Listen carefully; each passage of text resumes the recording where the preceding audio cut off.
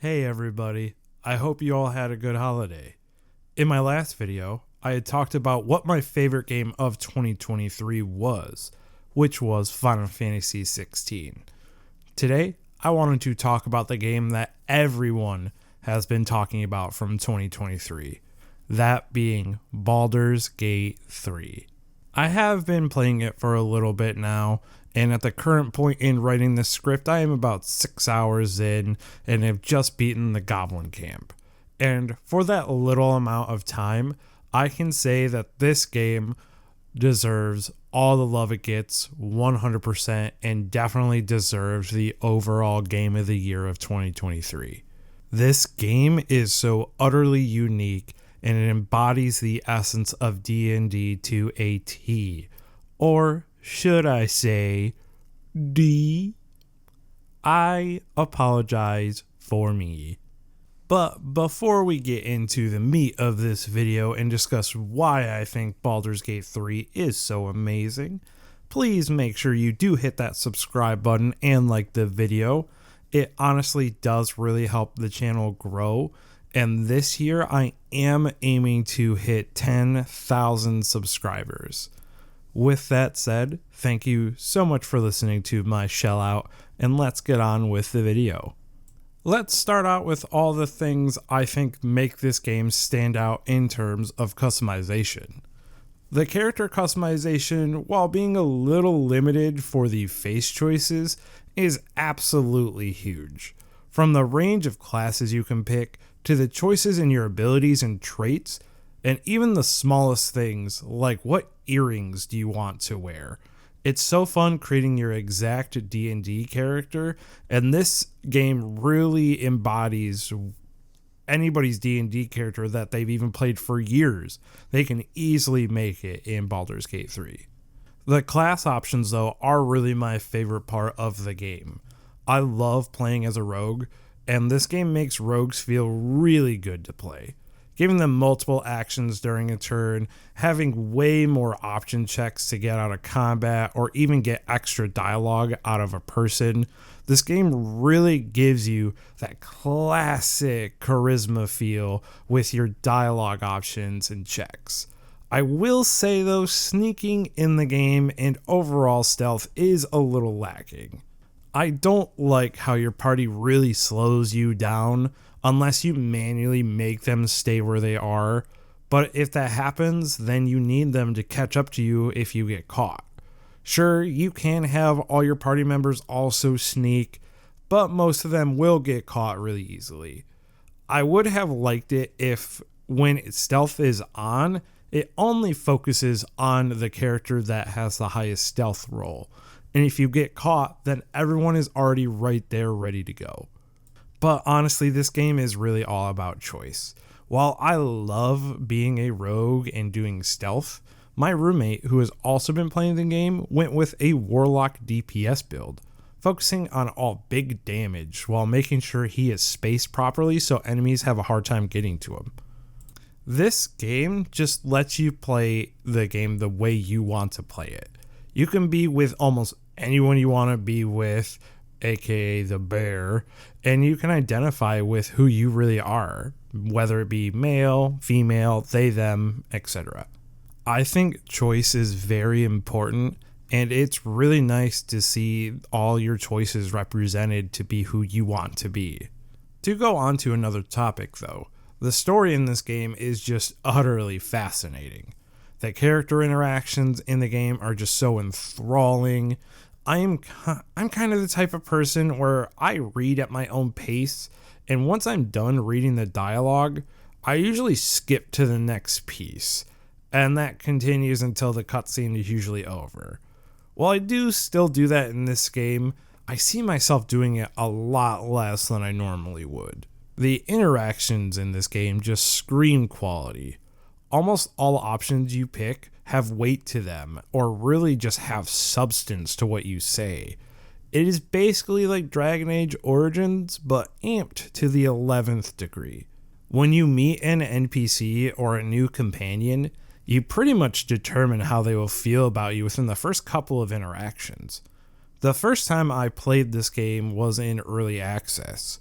I had gotten Will to join me, and in the second battle, I'd made a decision that made him so mad that he just attacked me right on the spot, and I had to kill him.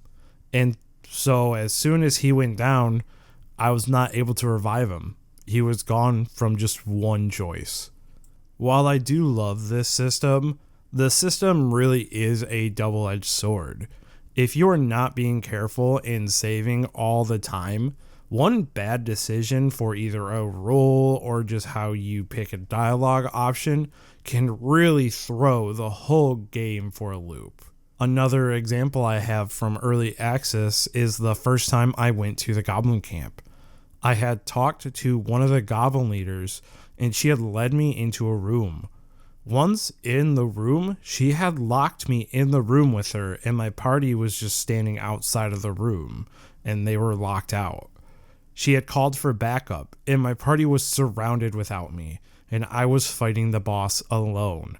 We wiped, and the last save I had was from an hour and a half before that fight. It was absolutely brutal. This game feels like D&D, in the way that choice outcomes can be brutal and unfair if you roll really poorly. But if you roll well, you can get a lot of good rewards, good dialogue, exclusive dialogue, and some good overall experience and loot. This game really has you learn as you go. Sometimes choices can be bad, and you won't really know until you get more into the game. I just really love the overall sense of this is your adventure, live with your consequences, and learn from the failures you had wrought on yourself. Like, I think it's crazy that this game to me is so clearly just the game of 2023. And at this point in writing the script, I have put 11 hours into the game. I have put 5 more hours into the game from the different point of writing the script. That is how good this game is. It just sucks you in. But for how much I love this game, I will say a lot of that is reloading for rolls. And I would say I probably have a good hour of just reloading for rolls. It feels like I'm the most unlucky man for dice rolls for some reason. I have a 70-90% chance advantage on a boss, and I hit 3 critical misses in a row. Even though I play as a rogue, I rarely get critical hit rolls. Sometimes I feel like the game does weigh your rolls depending on the enemy you are facing, and it does not tell you. This is such a tiny, minuscule chance for me to be hitting these overall bad rolls over and over again, but I just see it happen all the time. I know levels in this game do matter a lot, but I do not know if they impact your die rolls. They shouldn't. Just the outcome of the roll should impact what you do, but I've not really looked into code or anything at all, so I have no real way of knowing personally. I honestly do not have a lot of negatives about this game. I know I like to talk about negatives in a video for a game because I do personally believe in constructive criticism. But the only real thing I do not like about this game is the difficulty. And the difficulty and the die rolls kind of go hand in hand. This game can just be overly brutal in all honesty. I know I said this game can kind of be a double-edged sword, but sometimes it feels like you have the sharp end pointed at you while the enemy has the dull one. If you are not saving constantly, you can be stuck with a lot of choices you cannot stand. Like a party member just dying in combat and having no way to get to them in time. Say something you regret because you didn't think of the consequences in that moment. Stealing something you didn't mean to steal and now the camp that you were in hates you, etc. And I know this is supposed to invoke that sense of D&D and how the world building in that game works. But this being a point and click game with ambiguous choices on some of your rolls, it's not really the same. In D&D, Your DM, if they are a good one, kind of outlines how everything will turn out if you ask the right questions. Then it's just on you to get a good roll. Within this game, the game does not really outline outcomes until they happen. This can kind of cause a bad taste in your mouth sometimes. You pick a dialogue that you think is the right choice, but when you speak it, then the NPC gets mad and attacks you. This can cause a bit of untrust in the game before you know it, you are hitting F5 like every 20 seconds on PC just to make sure that you can undo those bad choices, and this can just kind of cause the game to slog sometimes. In the Goblin Camp, I had to reload around 12 times alone just to make sure I got out of there with no issues. But this, in all honesty, is the only negative I have about the game. I cannot gush enough about this game right now. I really cannot put it down. It's just the essence of choice, and it just really lets you be who you want to be.